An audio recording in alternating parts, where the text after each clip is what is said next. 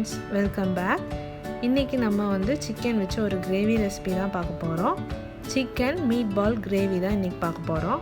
இது ரொம்ப சிம்பிள், ஈஸியாக பண்ணிடலாம். வாங்க எப்படி பண்ணலான்னு பார்க்கலாம். ஃபர்ஸ்ட் சிக்கன் நல்லா க்ளீன் பண்ணிவிட்டு அதை நம்ம வேக வைக்க போகிறோம்.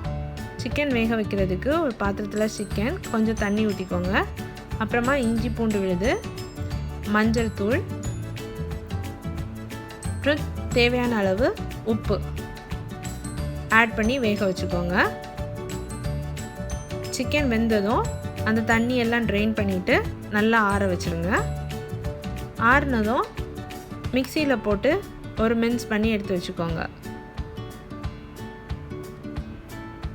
இப்போ ஒரு கடாயில் கொஞ்சமாக எண்ணெய் ஊற்றிக்கோங்க. எண்ணெய் காயட்டும்.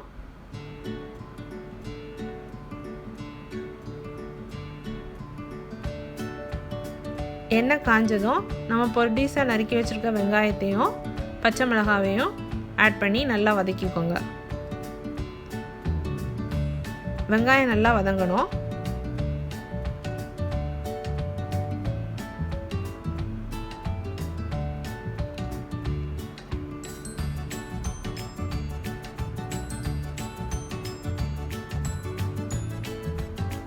இப்போது வெங்காயத்துக்கு தேவையான உப்பு கொஞ்சமாக ஆட் பண்ணால் போதும். ஏன்னா ஆல்ரெடி நம்ம சிக்கன் வேக வைக்கிற டைமே அதில் உப்பு ஆட் பண்ணியிருக்கோம். அதனால் இது கொஞ்சமாக ஆட் பண்ணி நல்லா வதக்கிக்கோங்க. வெங்காயம் வதங்கிடுச்சு. கூடவே இப்போ வந்து நம்ம மின்ஸ் பண்ணி வச்சுருக்க சிக்கன் ஆட் பண்ணிக்கலாம்.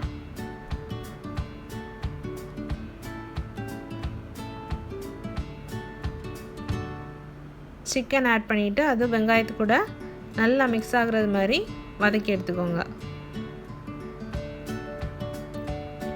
வெங்காயமும் சிக்கனும் நல்லா மிக்ஸ் ஆகணும்.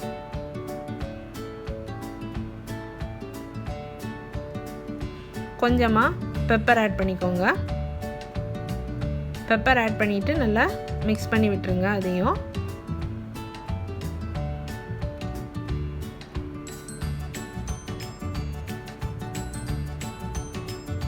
ஃபைனலாக கொஞ்சம் மல்லித்தலை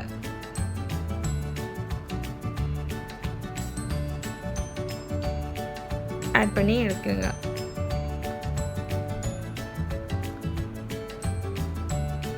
இப்போ பால்ஸ் செய்கிறதுக்கு சிக்கன் மீட் ரெடி ஆயிடுச்சு. அது கூடவே நம்ம கொஞ்சம் பொட்டுக்கடலை மாவு ஆட் பண்ணுறோம். இது எதுக்குன்னா பைண்டிங் ஏஜென்ட். அப்போ தான் பால் பண்ணுற டைம் நல்லா நீட்டாக வரும். ஸோ கொஞ்சம் பொட்டுக்கடலை மாவு ஆட் பண்ணிவிட்டு நல்லா மிக்ஸ் பண்ணிடுங்க. கை வச்சு நல்லா மிக்ஸ் பண்ணணும். அப்போ தான் ஈவனாக மிக்ஸ் ஆகும். நல்லா மிக்ஸ் பண்ணிக்கோங்க. அதை குட்டி குட்டி பால்ஸாக பிடிச்சிருங்க. இப்போ மீட் அவ்வளோத்தையும் குட்டி குட்டி பால்ஸாக இப்படி பிடிச்சி வச்சுக்கோங்க. இப்போ நம்ம அதை ஆவியில் வேக வைக்கணும். நான் இன்றைக்கி இட்லி குக்கர் எடுத்திருக்கேன். இட்லி குக்கரில் கொஞ்சம் தண்ணி ஊற்றி நல்லா கொதிக்கட்டும்.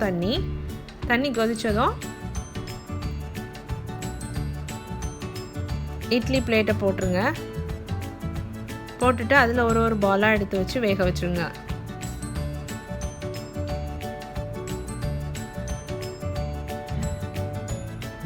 மூடி போட்டு வேக வைக்கணும். அட்லீஸ்ட் ஒரு 10 நிமிஷமாவது நல்லா வேகணும். இப்போ மசாலா கிரேவி செய்கிறதுக்கு நம்ம வந்து வெங்காயத்தை ஃபஸ்ட்டு மிக்சியில் போட்டு நல்லா அரைச்சி எடுத்துக்கோங்க. வெங்காயம் இப்படி பேஸ்ட்டாக இருக்கணும்.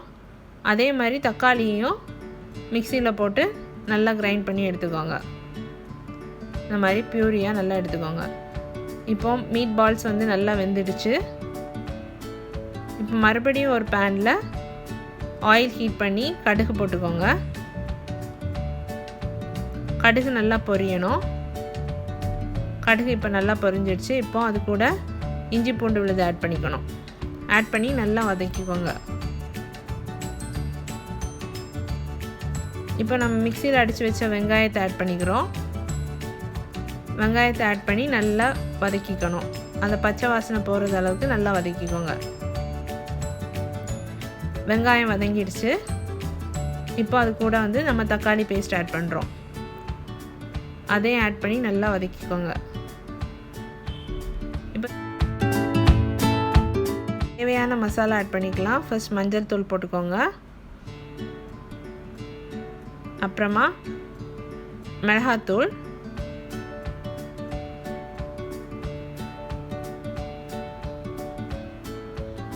மல்லித்தூள் வந்து நான் வறுத்த மல்லித்தூள் போட்டிருக்கேன், பச்சை மல்லி போடல, வறுத்த மல்லித்தூள் போட்டிருக்கேன். கரம் மசாலா பொடி ஆட் பண்ணி நல்லா மிக்ஸ் பண்ணிக்கோங்க. இப்போ கிரேவிக்கு தேவையான தண்ணி ஆட் பண்ணிக்கலாம். கூடவே நம்ம வந்து சிக்கன் வேக வச்ச ஸ்டாக் சொல்யூஷனையும் ஆட் பண்ணிக்கலாம்.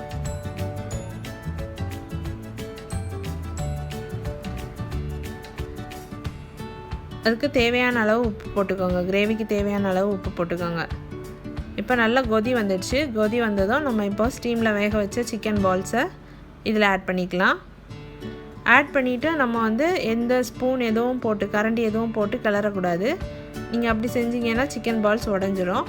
அதனால எல்லாத்தையும் ஆட் பண்ணிவிட்டு